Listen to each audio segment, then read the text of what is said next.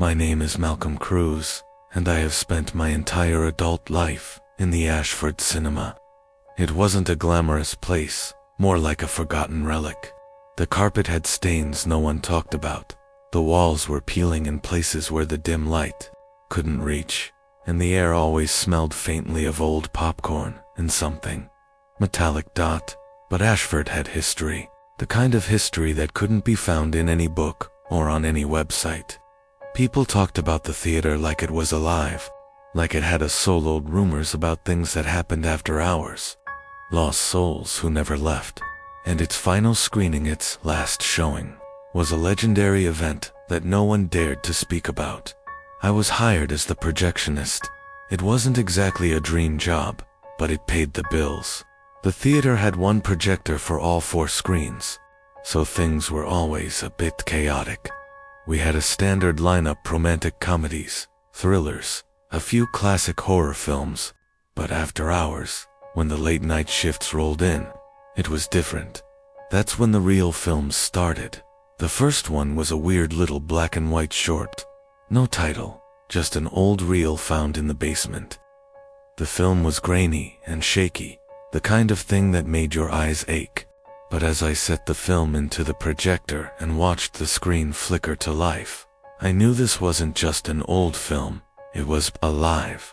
The footage was silent at first, but slowly, eerie, distorted whispers started filling the air. It was a woman's voice, but she was speaking in a language I didn't recognize. The camera moved through what looked like a hallway, a dark, narrow corridor. It was dimly lit, and the shadows seemed to twitch, as if something was hiding just out of sight. I wanted to stop it, but I couldn't. The camera entered a room at the end of the hall, and in the center of that room a mirror, but not just any mirror. It was an old, tarnished piece of glass. The woman in the film walked toward it, her hand trembling as she reached out to touch the surface. And that's when it happened. She looked directly at me. I couldn't move. I couldn't breathe. Her eyes, those hollow, dark eyes, felt like they were piercing through me. She whispered something I couldn't understand, but it felt like a command, a warning. And then the screen glitched. Everything went white.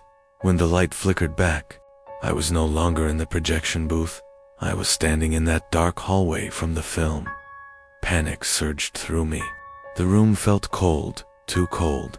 I turned around, only to find the hallway stretching infinitely. The shadows that had once seemed distant now moved closer and closer. I tried to run, but the floor seemed to shift beneath me, like I was sinking into it. I heard the whispers again, but this time, they were clear, and they were coming from behind me. Turn around. Against my better judgment, I turned. The woman from the film stood in front of me, only this time, she wasn't in the frame anymore. She was real. She was here, her face twisted in a grotesque grin, her eyes black voids that seemed to suck in all the light. "Why did you watch?" she hissed. "Why did you open it?" Suddenly, the walls of the hallway closed in on me. I was trapped, unable to move. The whispering became deafening, each voice calling my name in a way that sent shivers down my spine. "Leave now, or you'll never leave." I felt my body being pulled toward the mirror at the end of the hall. The closer I got, the more the world around me seemed to vanish.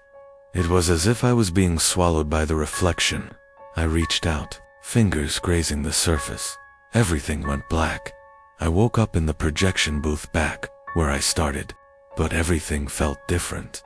The air was heavier. The screen was blank. There was no sound. I tried to leave, but the door wouldn't open. I turned back to the screen. It flickered to life again, but this time, the film was showing my own face screaming, twisted in terror. And then, the words flashed across the screen. "The last showing begins, and never ends."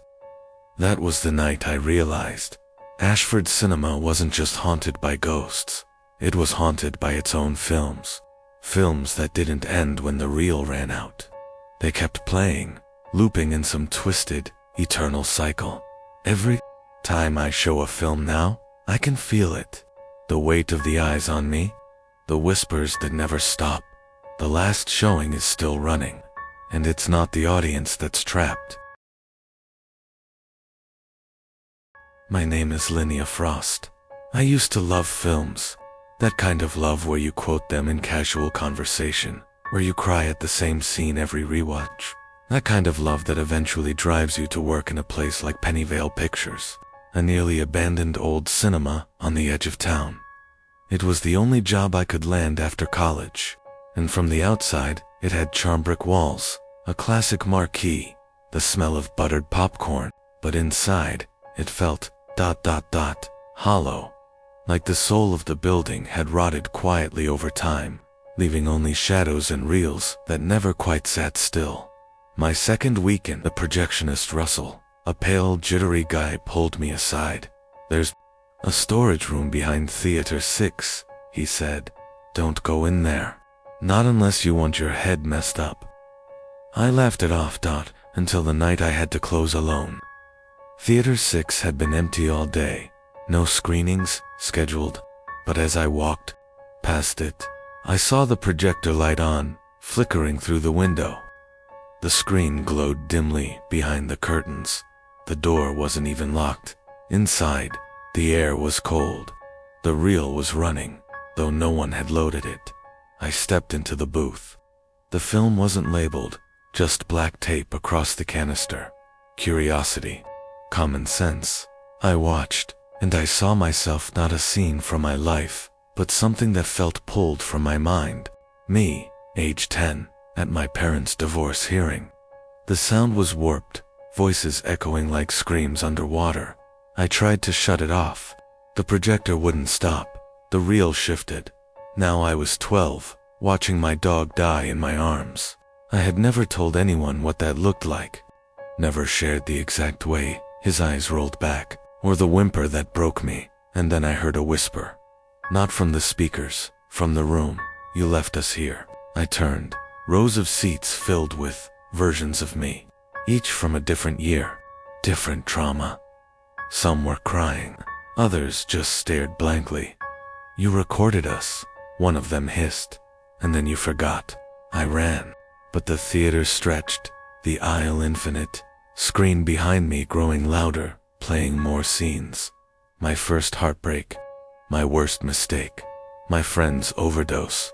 All my real bite by the time I escaped. The door behind me slammed shut. The screen went dark. I told Russell everything. He just nodded. "It's the theater," he said. "It records what hurts, shows it back when you're weak." I quit the next day, moved out of town, haven't watched a movie since. But sometimes, late at night, I hear the whir of a reel behind my bedroom wall. And once I swear I woke up with a film canister beside my bed. My name scratched into the metal, and beneath it, a sticky note. "Next showing, when you forget again." My name is Dorian Skell, and when I was 17, I worked part-time at Harlan Cinema, the kind of place that smelled like old cola and mildew. Most shifts were harmless, checking tickets, cleaning popcorn, until I discovered the room behind. Screen 3. It started when I found a ticket stub in the lobby. Not strange, except it had no time, no movie title, just 2 words: Playroom Access. I asked the manager, Old Man Withers, about it. He got real quiet, then simply said, "Don't go poking around Screen 3. It's archived." Archived. What the hell did that mean? Of course, I poked. Late one night, after the last show ended, I used the skeleton key and unlocked the hallway behind Screen 3. It was narrow, dusty. A dead bulb above buzzed dimly. At the end, an old red curtain. Behind it, a door marked Children's Playroom. I stepped in. It looked like a daycare from a different century. Peeling circus wallpaper, toy chests, cribs with bite marks. The light inside buzzed erratically. In the far corner, a dusty rocking horse, rocking on its own. I turned to leave. Door gone. I reached for my walkie. Static then. Laughter, high-pitched, giddy. Wrong. From behind the rocking horse, a child. crawled out, but not a normal child. Its eyes were too wide. Its mouth hung open, too many teeth, like piano keys. It pointed at me and said, "You're late." Suddenly, the toys began moving. Dolls turned their heads. Jack-and-O-boxers cranked themselves. A puppet on the shelf whispered, "Stay and play, Dorian." How did it know my name? I backed toward the curtain, heart slamming. The child lunged on all fours like a spider. I threw a toy chest in its path and burst through the curtain. I stumbled into the theater, empty seats, the projector off. Everything was back to normal, almost. Except no one remembered me entering screen 3. Except I aged 3 years overnight. And now, every time I pass that hallway, I hear it. That soft whisper. Late again. I quit. Burned the uniform. But I still dream of the playroom. Sometimes, I wake up with popcorn in my pockets. Sometimes, I hear the toys laughing in my closet. And once, just one sigh, woke up with a child's ticket stub in my hand. It read, "Playroom access. Admit 1." My name is Colton Wren, and I was the sound technician for the overnight movie marathons at Echo Real Cinemas. It was mostly dull, adjust volume levels, cue surround effects, monitor the board, easy money. Until that night we were screening a 1960s psychological horror, The Mirror Room. Obscure, grainy, barely audible. I sat in the sound booth, sipping my third coffee, when I heard Ita's voice. Not part of the movie. Whispery. Female. Close. "Can you hear me?" I froze. Rewound the reel. Played it again. Nothing. Then, after a long silent frame, there it was again. "Please. Don't rewind me." The booth went cold. I checked all mic inputs. All off. No live feed. No way that voice could have entered the track. I paused the film. Looked at the audio waveform. A sharp spike just where the whisper had been. I zoomed in. It looked like a heartbeat. Suddenly the reel jumped. The movie skipped forward, fast. Scenes blurring, music backwards. I slammed stop, and then silence, except for the speaker. He's listening now. The screen in the booth lit up with my face live feed, even though the projector wasn't recording. Behind me, on the monitor, a figure. Long arms, no face. Crawling down the wall like it was liquid. I spun. Nothing. But I wasn't in the booth anymore. I was on screen, trapped inside the grainy footage of the mirror room. My face flickering, my voice looping endlessly. "Can you hear me?" Now they screen that film every Halloween. People swear there's a whisper halfway through the second act. Some say it's static. Some say it's me, still asking for anyone to hear me. My name is Elric Dane, and I worked night shifts at Celestial Moon Cinemas, the kind of rundown theater where popcorn smells like wet cardboard and no one checks the bathrooms after 11. My job was simple: take tickets, clean up puke, survive. Until morning, one night. We had a single late screening in Theater 6. The movie was some budget horror flick no one cared about. The box office was dead. Not a soul in line. And yet, a man handed me a torn ticket. No barcode, no date, no theater number, just a seat. Row D, seat 9. He didn't say a word, just smiled and walked in. I checked the system, no sale, no comped tickets. No one was supposed to be there, so I followed him inside. Theater 6 was pitch black. No trailers, no ads. Just a countdown starting from 100, ticking down with every breath. I scanned the rows, empty, except for D9. He was sitting there, staring at the blank screen. But something was wrong. His body wasn't still. It shimmered, like static on old VHS tapes. I stepped closer. My radio hissed, "Do not speak to him." I jumped, thought it was a prank, reached for my flashlight. It sparked and died. The man turned his head, not fully, just enough to reveal a lack of a face. No eyes, no nose, just a torn mouth that pulsed like it was breathing. Then, one by one, people began appearing in the seats around him. Old, pale, rotten clothes, silent, a full theater of them. I backed up, heart punching my ribs. The screen flashed white. A list of names rolled down, no credits. Just names. My name was at the bottom. Then everything shut off. Power, lights, my mind. When I came to, it was 4:06 a.m.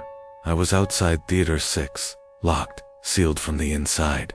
We never reopened that room, but sometimes, even now, I hear footsteps behind me as I mop the sticky lobby floors, and a low voice whisper, "Row D is waiting."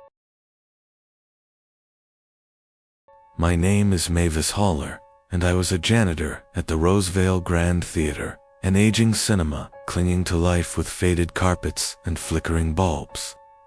Everyone avoided the downstairs restroom. Even managers told us, just clean the upper level. But on Halloween night, the top floors were closed for renovation. And guess who got stuck cleaning the forbidden basement bathroom? Yup, lucky me. It smelled like mold and old urine. One long hallway, 2 stalls, one flickering light. As I scrubbed the sink, I heard a stall door creak open. I froze. I was alone. I walked toward the stalls. One was shut. A pair of shoes visible beneath it, muddy. Heavy boots pointed toward the toilet. I knocked. "Sir, this area's closed." Silence. Then, a low, croaking voice. "Occupied."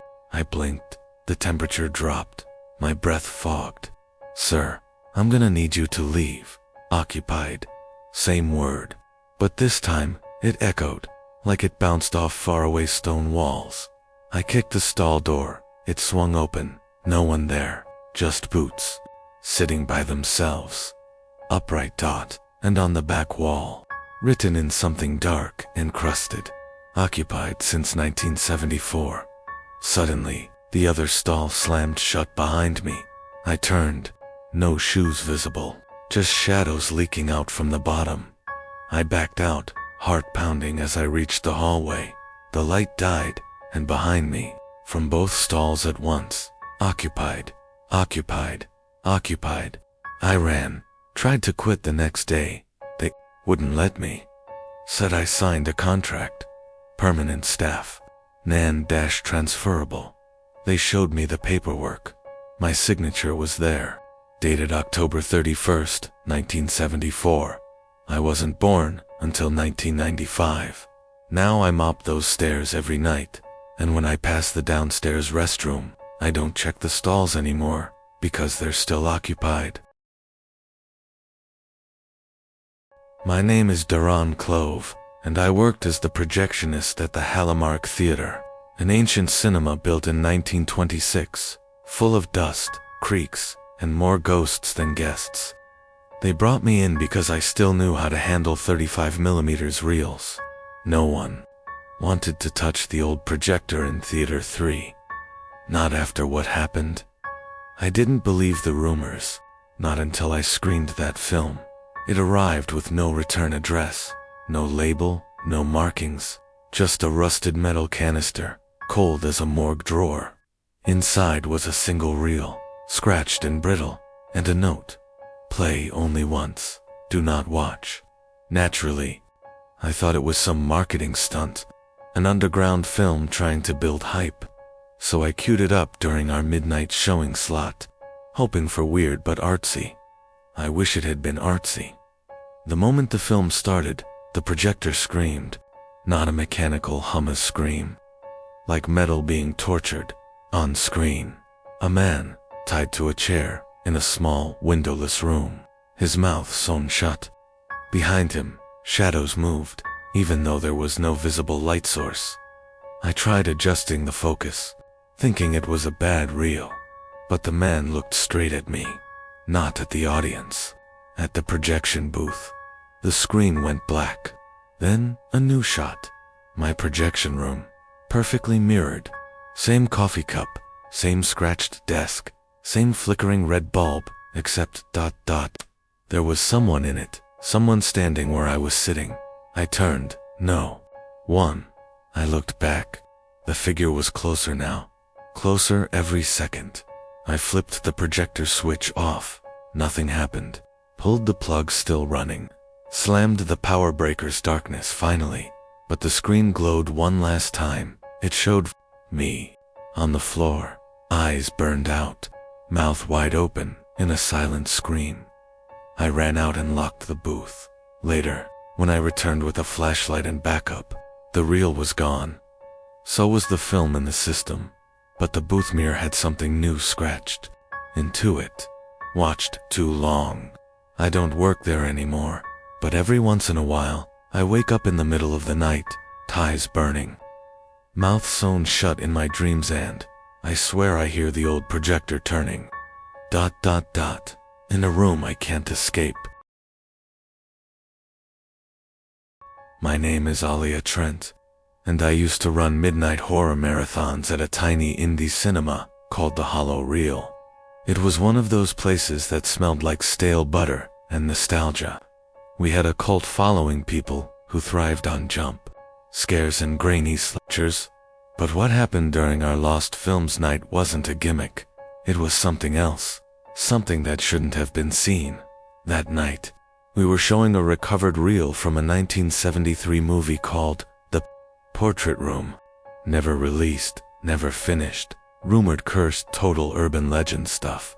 Of course, that made it perfect for the lineup. We had maybe 12 people in the audience, regulars, hardcore horror fans, the kind who laugh when someone gets decapitated. The moment the film started, I knew something was off. There was no title card, no sound, just a grainy shot of an empty room, a chair, a mirror, and a single, flickering light bulb.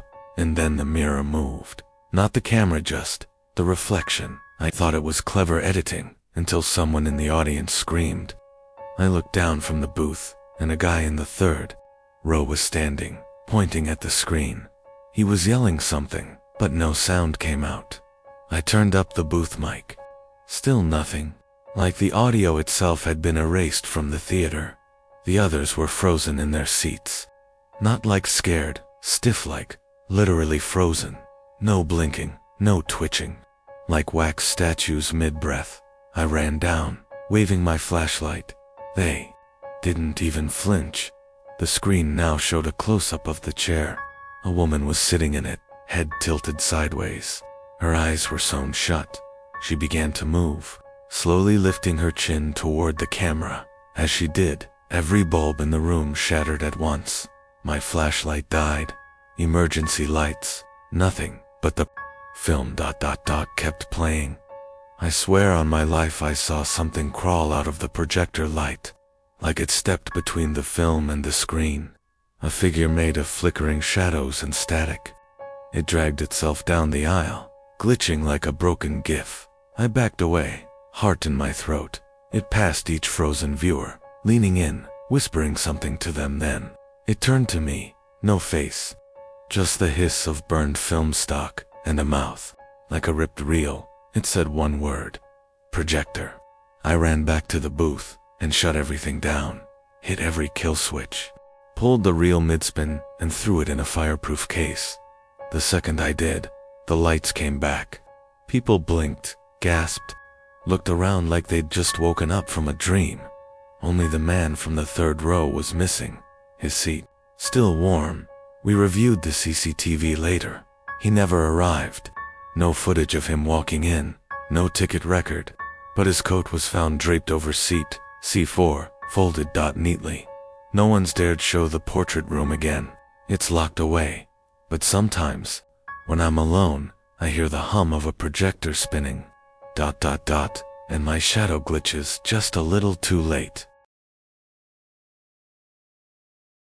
My name is Kellen Voss, and I took my girlfriend June to Silver Haze Cinemas on a quiet Thursday night. It was her idea to catch some obscure indie drama that had zero trailers but glowing reviews. I'm more of a slasher guy, but hey, relationships are about compromise, right? The movie was called In Silence We Rest. Never heard of it. No poster. Just a white marquee with that title, glowing faintly like a tombstone. There were maybe 6 other people in the room, scattered, quiet. The movie started with no logos, no music, just black screen, and a single, slow whisper. "Stay still." I turned to June, smirking, thinking this was some artsy build-up, but she was staring straight ahead, her hands clenched tight on the armrest. I whispered, "You okay?" She didn't respond, didn't even blink. Then the movie shifted, still no sound, just static slowly forming an image of theater, just like ours, with people sitting in the exact same seats we were. I looked around, the guy 3 rows ahead of us. On screen, the couple in the back, also on screen. US. Right there in the middle. Motionless. Except in the movie, one by one, each person began to vanish. No scream, no fade, just blink, gone.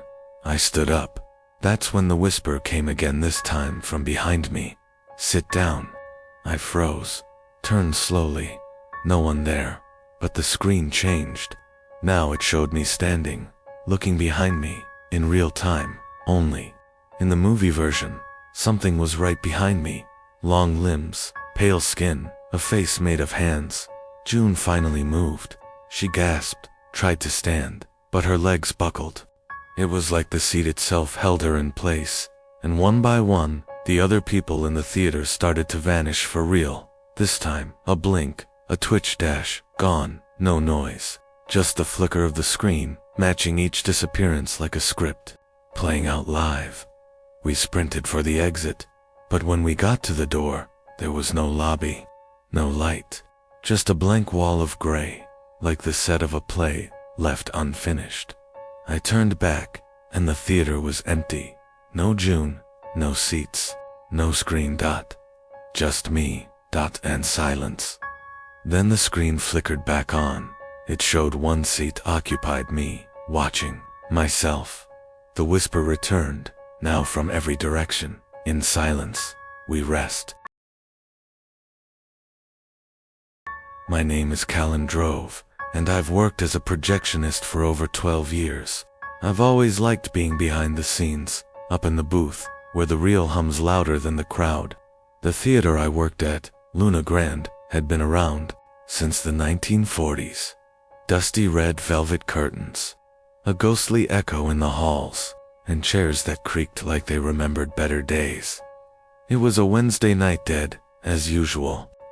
One customer bought a ticket for the 9:45 p.m. showing of a black and white classic. One ticket. I remember because when I tore the stub, he didn't say a word. He just nodded, walked in, and disappeared into the darkness of screen 3. From my booth, I could see every seat on the security monitor. The guy sat dead center row H, seat 7. No popcorn, no drink, no movement. About 20 minutes into the film, I saw a flicker on the screen, not from the projector, but from the feed. A shadow shifted 2 rows behind him. I rewound the footage. Nothing. Played it again. Still nothing. Then I looked again at the monitor. He was gone. Not the shadow. The man. I blinked. Rewound again. Still in his seat, but live feed. Empty chair. I checked the hallway. No one left. The auditorium door never opened. It couldn't have. I'd have seen it on the outer cam. I decided to go down. The theater was colder than usual, and when I pushed the door to screen 3, the movie froze. Not skipped, froze. Like someone pressed pause on the world. The screen showed a single frame now. The man, sitting in his seat, staring directly at me. But the seat in real life was empty. I turned back to the lobby, heart pounding, like a drum solo. Then I heard it. Creak, creak, creak. Footsteps, slow and deliberate. Walking across the aisles of screen 3, I spun around. Nothing. Then the lights flickered. All the screens in the building turned on at once, each showing a different angle of the same seat. Row H, seat 7. All empty. But on each screen, A new figure began to appear, translucent at first, then more solid. All of them with blank eyes and wide, permanent smiles. And they all looked like the man.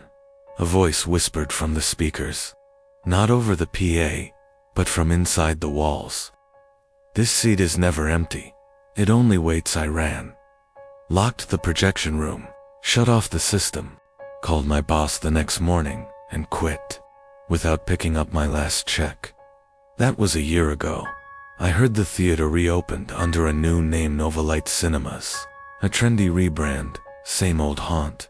I read in the paper last week that a customer went missing after the 9:45 show. No one saw him leave.